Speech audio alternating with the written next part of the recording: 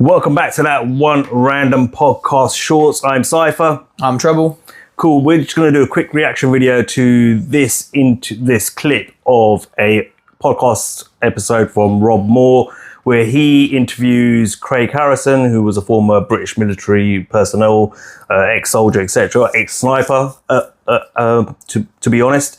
And he asks him a question about war. Is it worth it? So let's hear what he has to say. Do you think these wars are worth it? No, not at all. Not at all.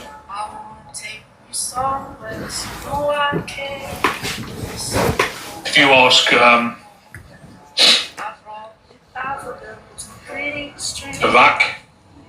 what do you reckon that was about? I don't know, you tell me. Nuclear weapons, was it? Saddam Hussein, nuclear biological weapons? About oil. All about oil. When I went across that border from Kuwait into Iraq, when it all kicked off, they were pumping oil out. The guy that Tony Blair sent out to do an inspection on nuclear weapons came back and he said he hasn't got any nuclear weapons. Okay, so he sent him out again, same guy. Came back, wrote a report. Saddam Hussein has got no nuclear capable biological weapons at all. Okay. 2 weeks later, he was found a mile away in a wood near where he lived. This guy was committed suicide. His wrist was slit, and he was propped up against a tree. And when the police arrived, he was flat out away from the tree. And the autopsy said the slits in his wrists would not have killed him. They weren't deep enough. And there was no blood around him at all. And then a month later we went to Iraq, saying he's got capable nuclear biological weapons. I'll leave that with you. When we went across the border, I remember standing up in my vehicle and all I could see were oil pipes.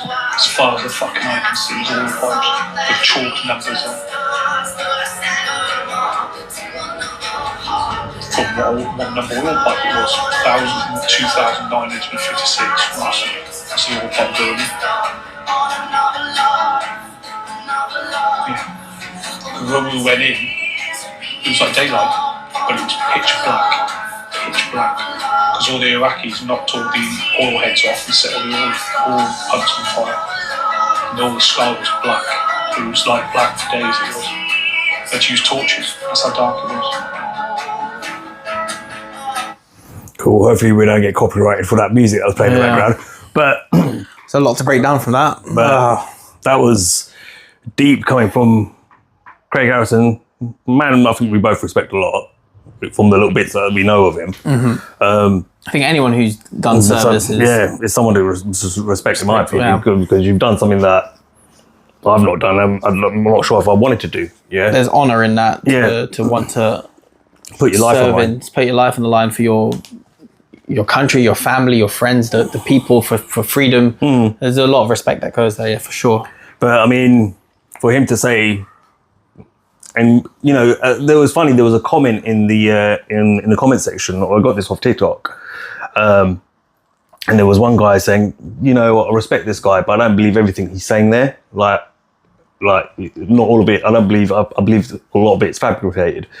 And then there's people asking like what don't you believe? Like, well, that our government would do that to a man who's sent out to an inspector just so they can go to war, and it was about oil and all this sort of stuff. And people were just like, you know how it is, people just like jumping into the conversation. I'm not necessarily attacking him, but saying like, you can believe what you want, but like at some point you have to take the blinkers off, mate. If you want to walk around with blinkers, that's up to you.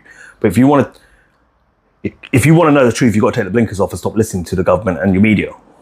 Because the truth is, there were no weapons of mass destruction ever found.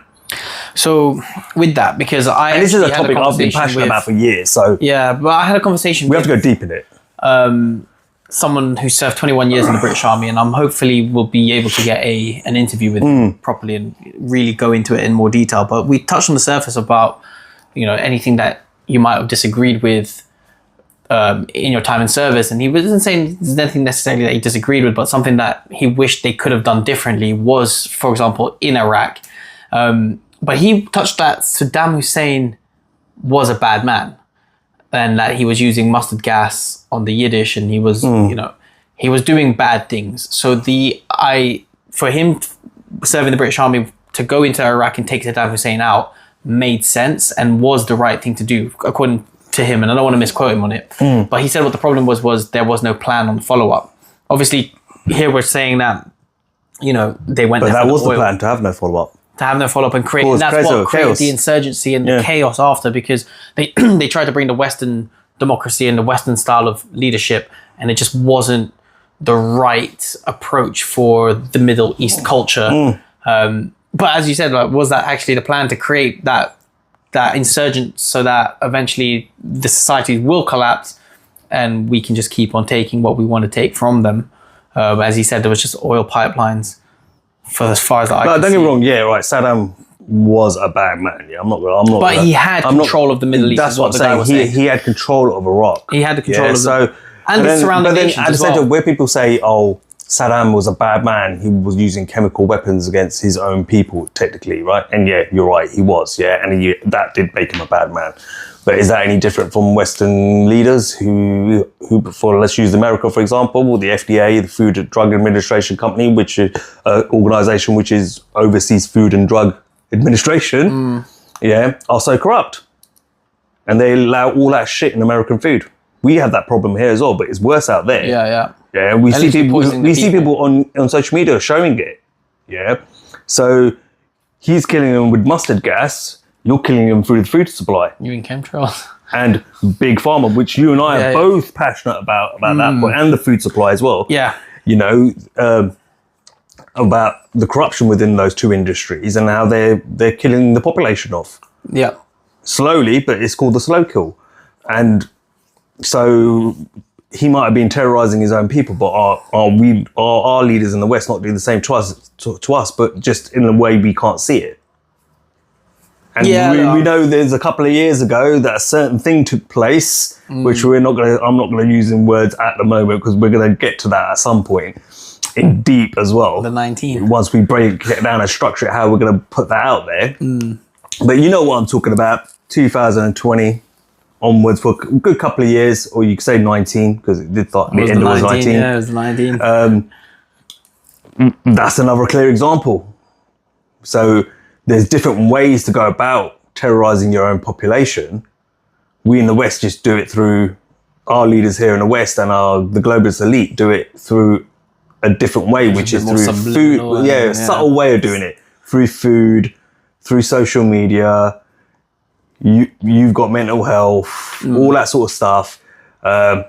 Through those couple of years that we talked about and what came out of it, and now we're seeing the aftermath where certain individuals whose voices were very much the forefront have now suddenly crawled back under their rocks and we can't find them anywhere. And you know who I'm talking about. They were on the telly every single day giving updates, and now we can't see them anywhere. What does that tell you?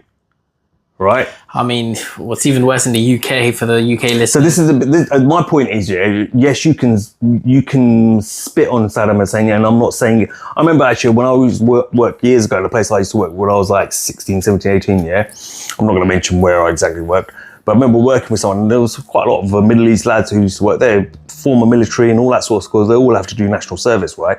And I remember one guy spoke to me, and this was after 9/11.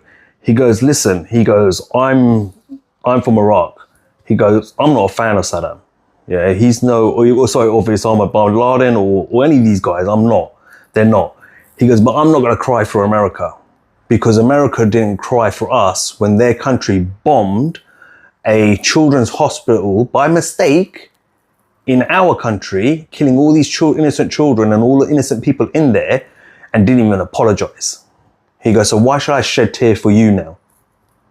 You never shed a tear for me. And this is where the divide now becomes created and people can't come together, because it's all by design, right? But I can understand where he was coming from as well, though, to a degree, because it's hard to turn around and say, oh yeah, poor Americans, look what happened to you, when actually poor Americans, your country, have been doing this for my country for years, making mistakes and hitting targets they shouldn't have been hitting and killing innocent children. Well, America's actually the biggest terrorists, aren't they? With the CIA and Well, I say this to everyone. Everyone talks about terrorists, right? What is terrorism? Act of war is terrorism. Whether it be an NGO organisation that does it, non-governmental organisation, whether it be a government itself, all the alphabet whether it be a organisations. group, it doesn't matter. Yeah, war itself is an act of terrorism because what are you doing? You're terrorising the people of that country. So when they went to Iraq, what did they do for the first 2 weeks? They just bombarded it with bombs. No troops on the ground, Navy ships, aircraft, bang, bang, bang, bang, bang, bang, bang, bang, anywhere and everywhere, just bombarded it. So how many innocent people did you kill? That is a form of terrorism. There's innocent people there who've got nothing to do with whatever you're trying to, whatever this is at a political level. That is a form of terrorism. War itself is an act of terrorism. So actually, they're all fucking terrorists. You could say Hamas is a terrorist. Yeah, I agree with you. So is the Israeli government. So is the US government. So is the British government. So is Russia. So is Ukraine. They're all terrorists. Yeah. Yeah? All of them are terrorists. And our leaders are all terrorists. So don't give me that shit. Yeah. It depends how broad-minded you are in the sense that you're going to see it from a global view. Yeah. But I think the thing with Iraq, though, I mean, he said that they went there and the reason was because of the oil. And if you noticed, what he said about it being middle of the day, bright, sun is shining, but because they were setting the oil pipes on fire, the whole place was black, pitch black. Just to bring it back into the other topics that we've covered about climate change, how can we say that climate change is real when, we're talking about burning oil, straight raw, pure crude oil, pure pitch black smoke in the air, thousands and thousands of, as far as I can see, gallons being burnt. And did that have an impact on climate change, or is it really the fact that your 1.2 litre petrol car needs to be taken away from you? Yeah. So just really think about it, guys. Like, we can get deep into this conversation. I'm sure we will later on. Yeah, because I think there's another layer that we're also missing when we talk about what happened in Iraq and the ancient Sumerian stuff that was over there and the Babylonian. Which you all know more about. Yeah. I mean, like I said, I'm more of the political guy here, mind here, whereas Treble's more into we'll go into occult stuff than I am. But I genuinely never really disagree with you on a lot of things because there are things that I have touched in when it comes to occult. I'm like, well, I know this happens, I know that happens, so why would I shut my brain off to this? Yeah, that I'm being told of now. But anyway, look, give us your thoughts as always. Leave a comment, share the content, like the content, hit the notification bell, all that stuff. Subscribe. Until next time, we out. Peace.